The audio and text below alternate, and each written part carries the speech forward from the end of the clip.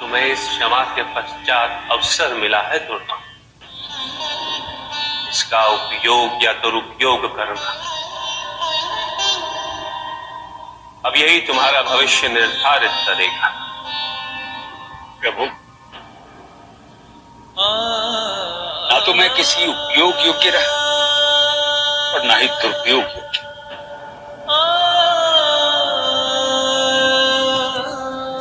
जब व्यक्ति को अपनी तुच्छता की अनुभूति हो जाए, अपनी नगण्यता का बोध हो जाए, तो वो क्या करे?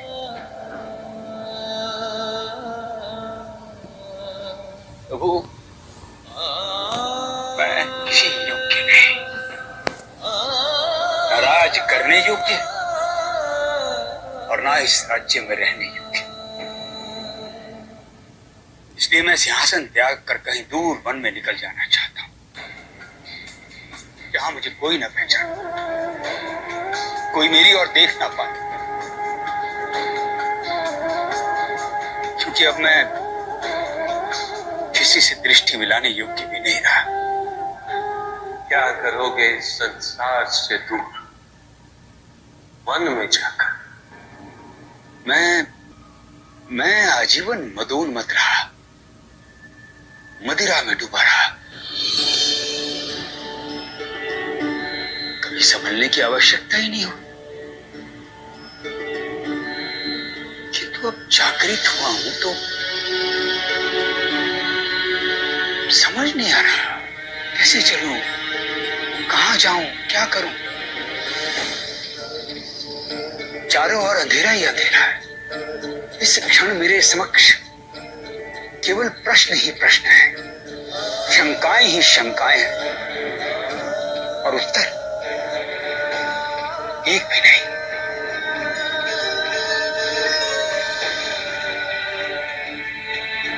प्रभु, मेरा मार्गदर्शन कीजिए प्रभु, मुझे उचित दिशा दिखाइए।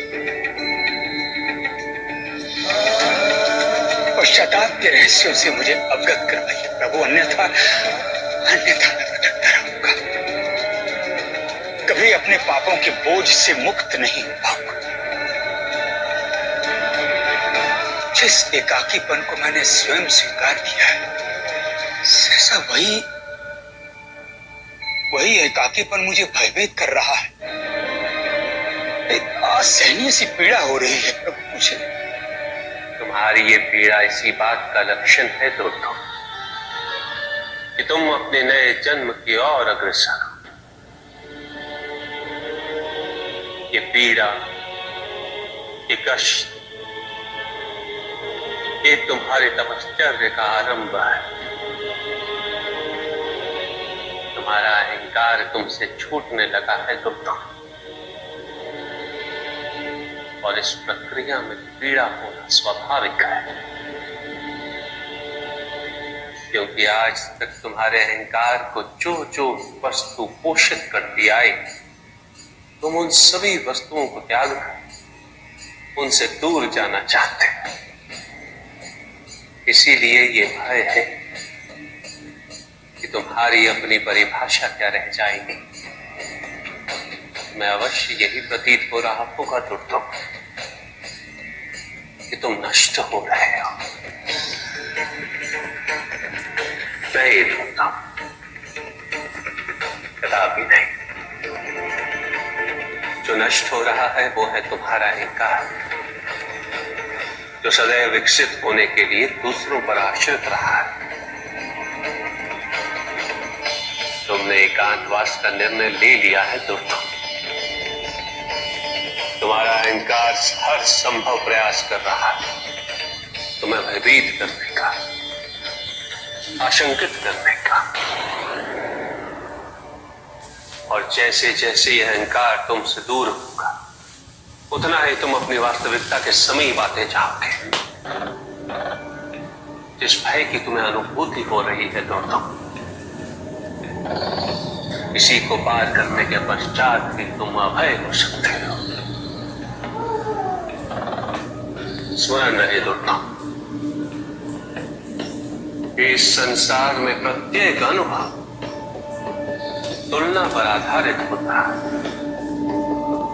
दुख का अनुभव सदैव यही दर्शाता कि तुम जानते हो कि सुख क्या है। तुम्हारे अशांत और अस्थिर होने का अनुभव प्रमाण है इस बात का कि तुम्हें शांति और स्थिरता का अनुभव है। इसी प्रकार अपूर्ण होने का अनुभव तुम्हें सत्य से अवगत कराता है कि तुम कभी स्वयं पूर्ण थे। जो अंधकार तुम्हें दिख रहा है दोस्तों, वो तुमसे केवल यही कह रहा है कि तुम कभी प्रकाश से परिपूर्ण भी थे। प्रायः मनुष्य प्रकाश में भ्रमित हो जाते, वही सिद्ध पुरुष अंधकार में स्थित होकर आलोकित होते हैं। प्रकाश में तो व्यक्ति को सब स्पष्ट दिखता, किंतु केवल वही जो प्रत्यक्ष है वो सीमित है। जो कामना, वासना और महत्वाकांक्षाओं को प्रेरित करता है, प्रकाश विभाजित करता है, मैं और तुम में अंतर दर्शाता है। अंधकार में तो प्रत्यक्ष कुछ भी नहीं, केवल परोक्ष की अनुभूति है। कोई सीमाएं, न कामना, न वासना, न महत्वाकांक्षा, न तुम, केवल मैं। अहंकार से मुक्त, अंधकार से परिपूर्ण, केवल एक परम सत्य की अनुभूति।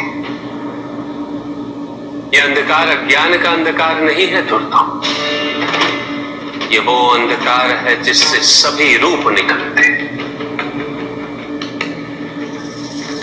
ये जगत निर्मित होता है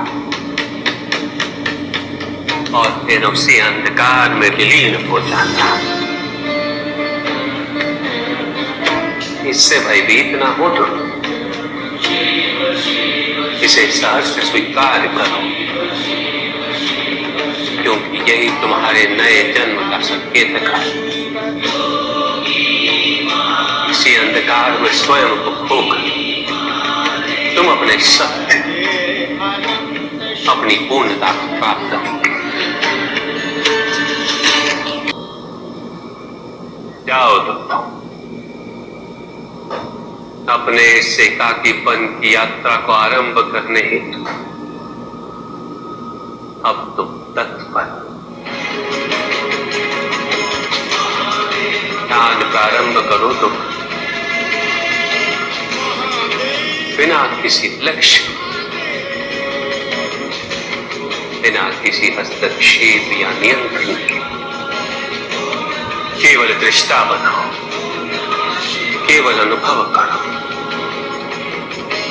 कैसे यह अस्तित्व तुम्हें अपने अधिकार में लेकर तुम्हें परिवर्तित करता, नया जन्म देता। जाओ दोस्तों, अपनी नई यात्रा आरंभ करो।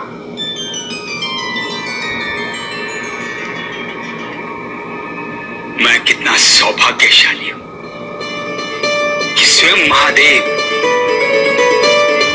और माता पार्वती के हाथों मुझ जैसे पापी का उद्धार हुआ है।